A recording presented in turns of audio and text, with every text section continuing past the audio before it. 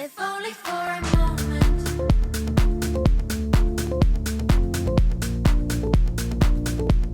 If only for This is the final session.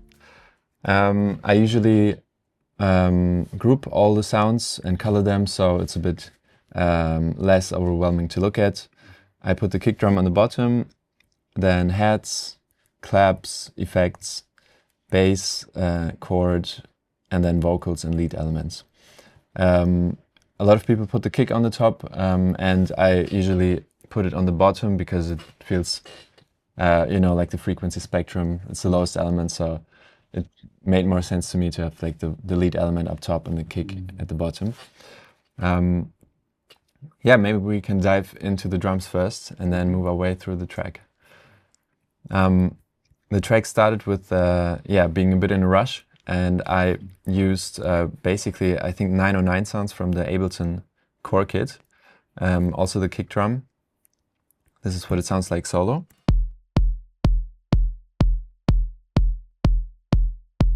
So here you can see it's from the 909 Core kit.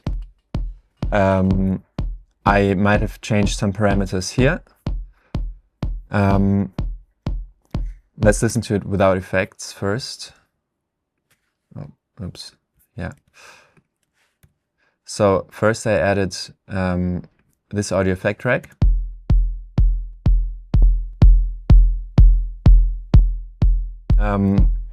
This is a dry chain, nothing's happening here. I just turn it down a little bit and then I layered it with compressed chain. In this case I'm using the Pro C2, and what it's doing is just this. So high attack, fast release, very high ratio, and then it just isolates the transient. And then when you blend them together, it gives it like a lot more of the click. And yeah, I'm trying to use compressors more, like for not just for squashing dynamics, but I think actually this increases the dynamic. What is it called? Dynamic width, dynamic range. Yeah. So yeah, I'm trying to use compressors more, and you can do a lot with them. So I think it adds a lot to the kick. It felt a bit long, so I'm also using a gate.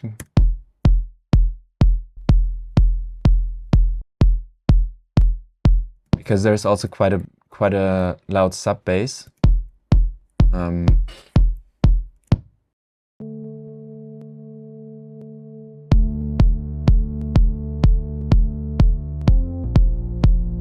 It's a bit hard to hear like this, but it felt a bit better with the kick being a bit shorter. By the way, I also have I recently started monitoring my audio, so I have everything from here going to Reaper, which is running on this side, and I mapped my controller to some monitoring plugins. For example, if we want to isolate just the sub bass, I can isolate it here. It's a couple of free plugins. One of them is Metric AB to compare tracks, Spectrum Analyzer, Dynamic Range Analyzer from Brainworks. I think this one is free. This one is free. This one is not expensive. And Isolate is the one I'm using to isolate the frequencies. And it can be really convenient to check what you're doing. Especially I work in headphones, so it's a help to have a referencing system. And if you don't know Metric AB, it's a really nice referencing plugin. So if we play the full mix,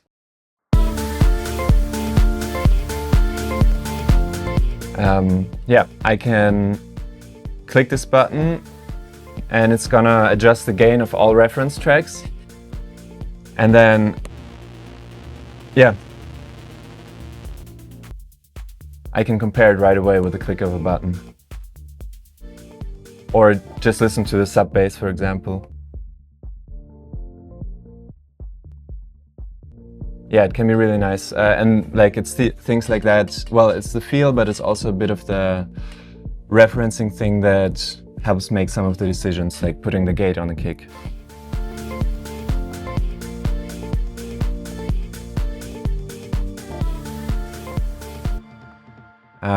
There's some more processing here. Let's check it out. Of course, the kick is one of the most important things in a dance track. It's also the loudest thing.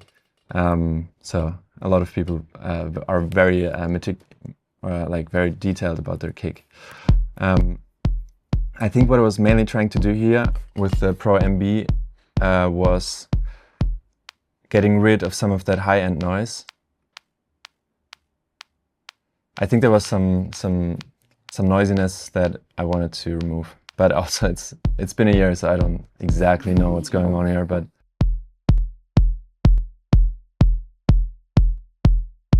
so it's not a massive difference, and it's mostly not affecting the first click of the kick, but only as it passes through, it starts doing something. So you can see when the kick hits, all the levels go back to 0. And yeah, so I'm trying to leave the transient as unprocessed as possible, and then what happens after is not that bad. But for example, adding the compressor here for the transient is nice because it's not an EQ and it doesn't change the phase. Even linear phase EQs introduce pre-ringing, so at least that's what I've learned from some mixing engineers that I've worked with, is that they try to actually not even use EQs that much, especially on something like a kick drum, and much rather use some transient shaping method to get the sound that they want. Some more compression, just to make it sound a bit more controlled, and some clipping. I bought a clipper after this, but in here I was still using Ableton's glue compressor. It has a soft clip mode, and I made a little preset, so again, yeah, that's also something nice in Ableton. You can kind of build your own presets, and to get the glue compressor to start clipping, you need to drive it, and then of course it gets very loud, so I built a chain with some utility plugins that boost the audio before the compressor and then take the same amount away afterwards. So I can kind of control the saturation without affecting the gain too much. We can listen to it.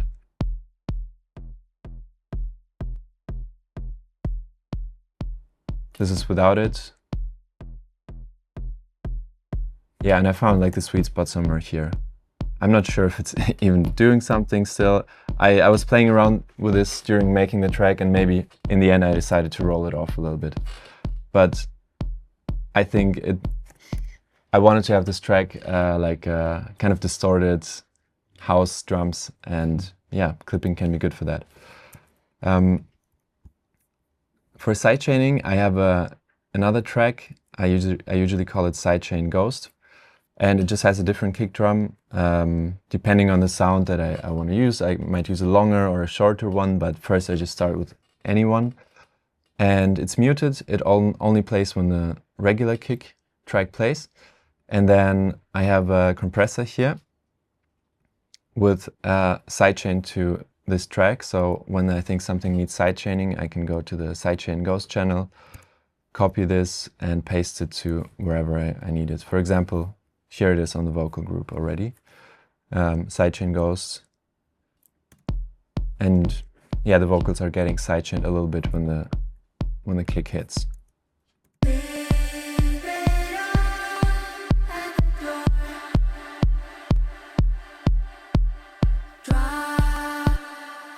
Yeah, it's a really powerful tool, not just to avoid like peaks when the kick and everything else is playing, but also stylistically to get force like a certain groove onto sounds. But yeah, not too much, otherwise it all sounds like 2012 EDM music. Yeah. And I also have another sidechain track. It's called SC Cont for continuous, so sidechain continuous. And this just plays all the way throughout the whole track. And for elements that I want to have that groove, even when the kick drum isn't playing, I use this compressor here instead. And it's really fast because I can just copy it and paste it wherever I want it. Yeah. Next one up are the hi-hats. And yeah, I find it really hard to make good drums. It's not about the amount of tracks you have, but in this case, it's quite a lot of tracks. We can listen to them individually. A little click sound, some distortion here. It adds a lot of the punchiness to it. This one is a Arturia plugin. It's an emulation. Yeah, it has this preset. It's called "Oh, That's Nice Drums," and I use it a lot on drums. Yeah. And then, yeah, some coloring, some groove, tremulator. It changes the volume according to the tempo of the track. So you can hear every second hit is a bit more quiet now. Yeah. But I don't think we can go in detail into all of the hi-hats. But yeah. A nice head when the drop comes. An off hat. Frequency shifter is really nice on drums. If you know it, it has the frequency mode. So for musical stuff, it like distorts the musical information. But for drums, it's really good. It just scales all the frequencies down linearly, and yeah, it's really good for drums. Some soft clipping here as well, and a bit of room. I like to use usually Pro R to add a bit of room to some of the sounds, but any reverb will really do, and just a little bit. You will see this a lot in my projects, like a audio effect rack with a dry chain where nothing is happening, and then one affected chain. In this case, it's the Pro R. And I think it's just a bit more convenient than having a dry wet knob, because I can kind of close my eyes and move this with the buttons until it feels right. And here I have selected the channel with just the reverb. So yeah, that's maybe too much. When I went to college, my professor once said, like, once you start noticing it, like, it's maybe already too much. It's more of a subconscious thing, like just to give the element a sense of space, because otherwise it can sound a bit artificial and fake if there's no room sounds. And I added this to a bunch of the different sounds that I thought could use some of it. I'll try to go back to the original position here. Fuck. Okay. Yeah. More hi-hats.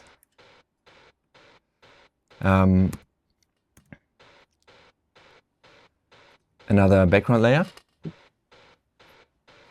This is also a nice trick. I use it a lot. Is adding a gate or a compressor or a tool that has a sidechain input and use its own channel as the input, but not in the place where it's the effect is placed, but rather the input of the whole track. So I'm using an external sidechain on this gate, and I've selected the track that it's already on, but pre-FX. So basically I can, it's doing some compression here, but it's not affecting the gate input. And that can be nice. For example, in this case, I'm removing a lot of dynamics, but I chose to put the gate on the signal before that, which still had some dynamics, some more dynamics. Yeah.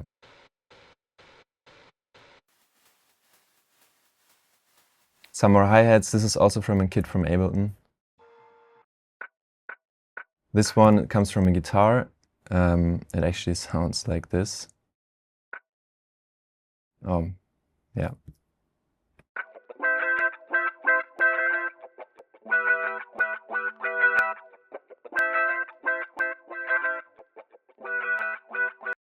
Yeah. Same thing, I think a bit pitched. Very quiet. Oh yeah, this is like the groove hi-hat, so yeah, it's a lot quieter and it fills up some space.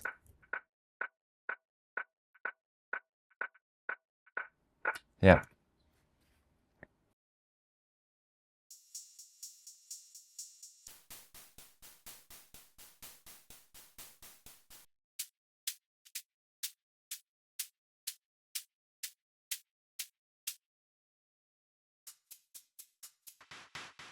Basically, this is how they all sound together.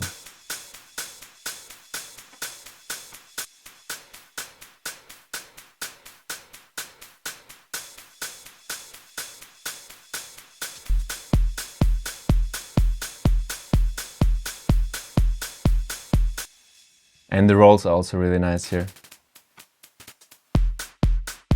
I think it was some audio here. Oh yeah, there's a head groove group with like these glitchy sounds. Usually I just record some stuff and then stretch it and use some different modes here to get some glitchy sounds and to add some groove to the track.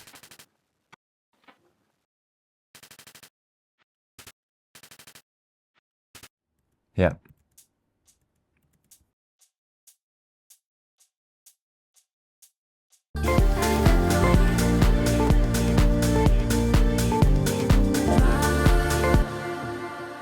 Then let's check out the claps real quick. I put the tom in the claps just so it doesn't fly around in the session, but yeah, it's not a clap, but I thought it fits in here.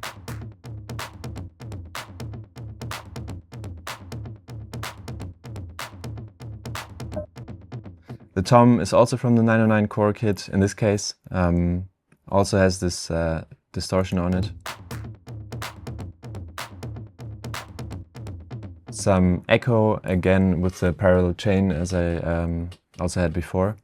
Some compression, some clipping, EQ, more compression, and it's being sidechained to both the kick and the sidechain continuous channel that I mentioned before. So even when the kick isn't playing, it has like a sidechain groove to it.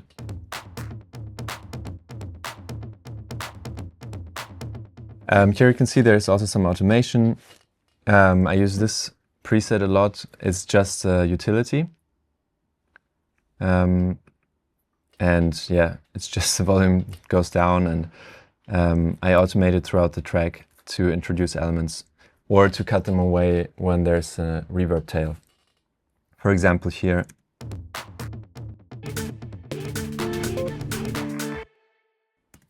Yeah. Not so nice for the radio version. Yeah, very simple little tool, but it's more convenient than automating the levels here, because now I can still mix using these levels on the right.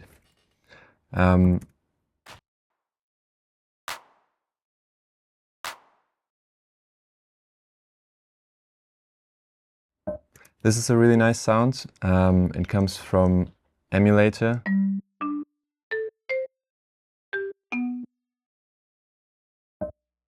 I think it sounds really cool, and I made it really short using this gate. Yeah, and I think it adds to the groove. And you can also see I'm using sometimes these latency. Well, it's not latency. You can basically move the timing of tracks around in milliseconds, and it can make a massive difference in the groove if you move some things slightly before or after the grid. And I usually use these buttons for it. So what we just heard is 10 milliseconds earlier than it would have been on the grid.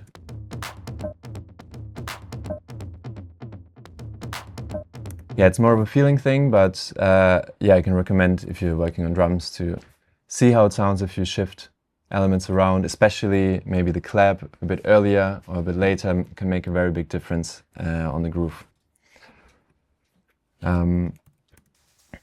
There's some effects too, some risers.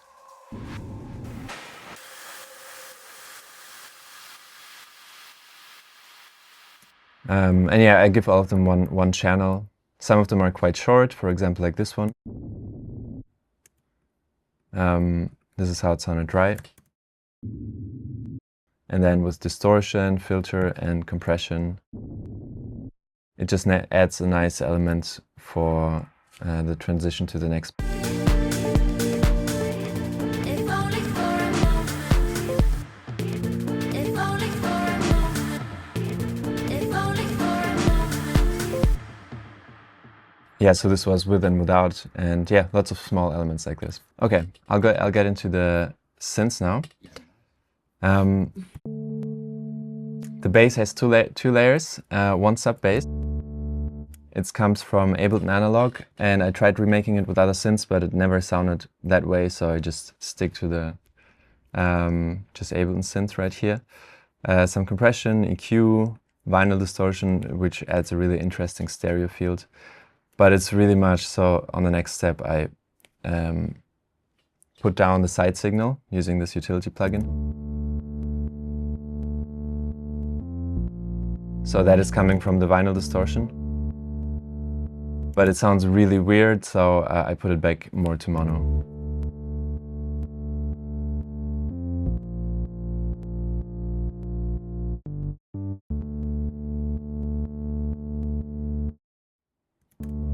A bit of limiting just to catch some peaks, but I do like the fact that it has some dynamics and it's not fully flat. Like every hit has a little bit of dynamics, and I think it sounds good. Yeah, and one bass layer. This one comes from Diva. It's called Mini Bells. I found it somewhere in a folder and added some effects. Mostly the delay gives it its character.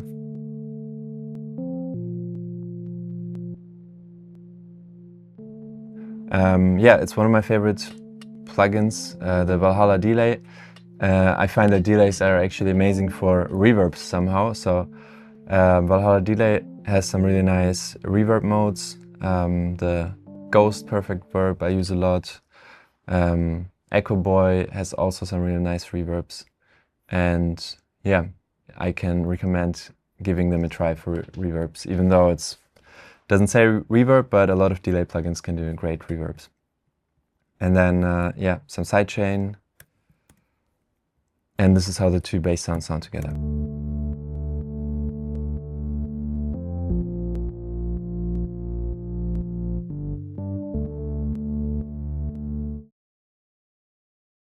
Let's get to the lead element. It's this Rode plugin from Ableton. It's called Electric, and I have layered it 3 times, or actually 4 times.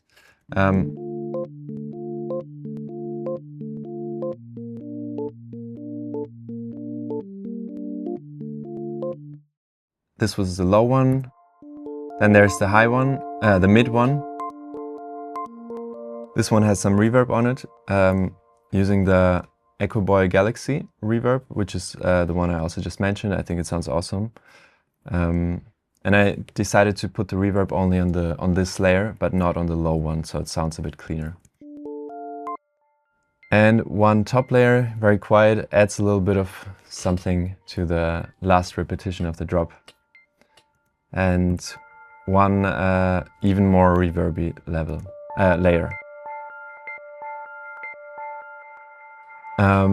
All of these go into the group. It's called Rhodes Aux for auxiliary track, and I decided not to use a group because I think this looks a bit cleaner. It's just an audio track, and these tracks are routed into it, as you can see here. And it just has a filter and some sidechain on it. And I use it, for example, in the breakdown. Yeah, I cut it away so it's almost gone, and then it comes back when the drop comes.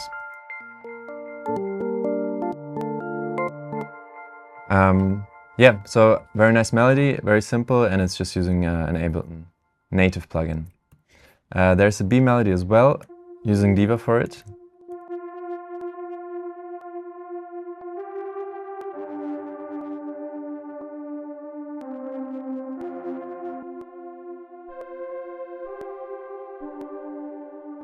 I wanted to have the same kind of distorted character like the drums, and I used Ableton's Overdrive. It's quite strong, but since it's a background element, I didn't find the distortion too overwhelming. But if you listen to it by itself, it's a bit much maybe.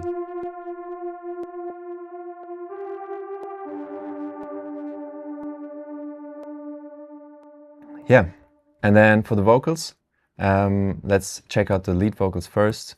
Basically, there's 3 groups in here. The main vocal, Leave it all at the door. backing vocal,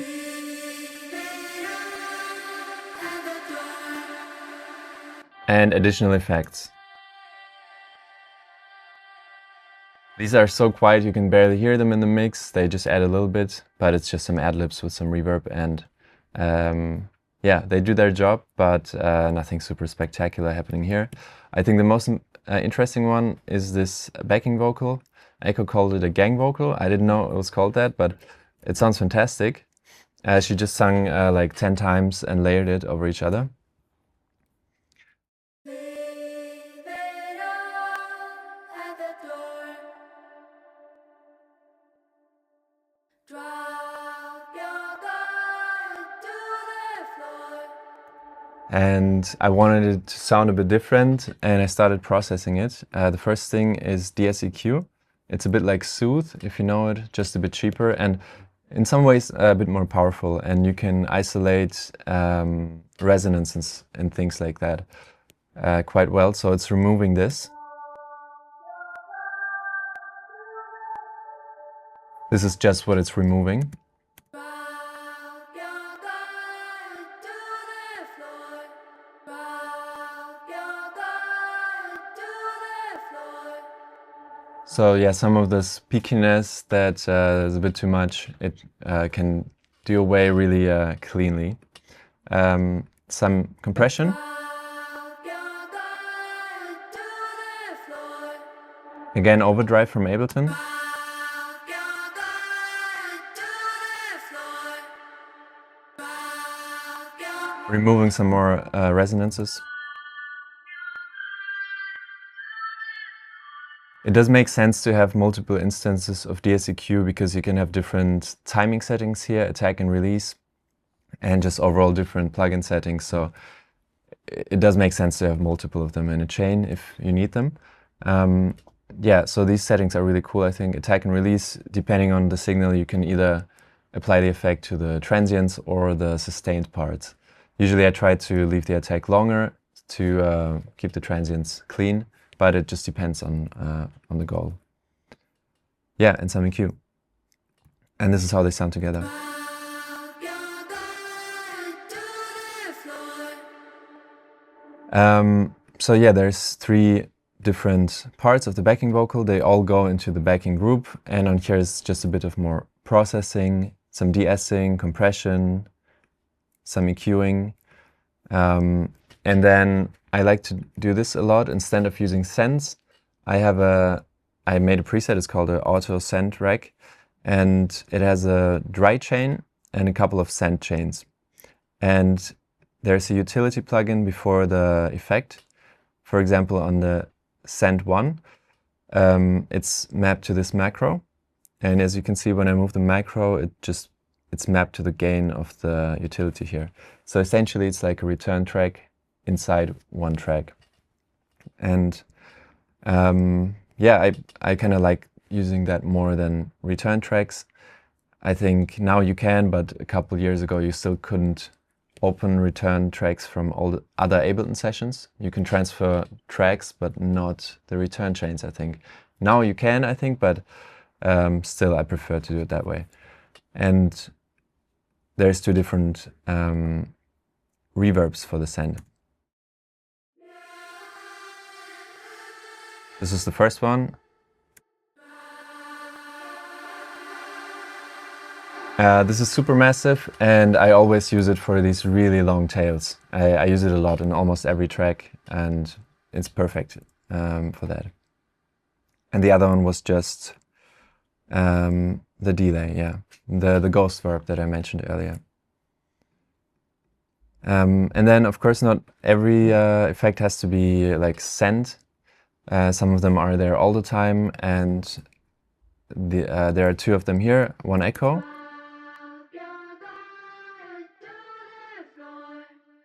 And one plate. And then it's quite nice because, yeah, all the effects are here. It's easy to isolate them. It's easy to add an EQ or whatever to one of the chains without affecting the whole signal. And then there's the main vocals. It's pretty much the same with less distortion. A bit of tuning. This plugin is actually free. And nowadays I usually use Melodyne or Ableton's tuning, but back when I made this, Ableton didn't have a tuner yet. So yeah, I can recommend it. It's pretty good. Not doing too much here, but yeah, a little bit of tuning, Leave it all at the door. resonances, and compression, Leave it all. and EQ. Leave it all at the door. In this case, the verse and the hook and the bridge all have slightly different settings here, and I thought it worked because it's also just different parts of the track that have a different feeling, and they don't have to sound exactly the same. For example, the hook, If only for a moment. Endless. it sounds a bit fuller. If only for a moment. I mean, they sound similar, but normally I would have everything on one track. In this case, I spread it out on 3 tracks to have a bit more flexibility. And then nothing on the vocal main group here, and just a bit of sidechaining on the vocal group. Other than that, almost no group processing on the groups. This is an exception, but all the other ones have nothing. And that's what I sent the mixing engineer, just these groups. And yeah, that's all of the tracks. I hope there was some interesting bits in there.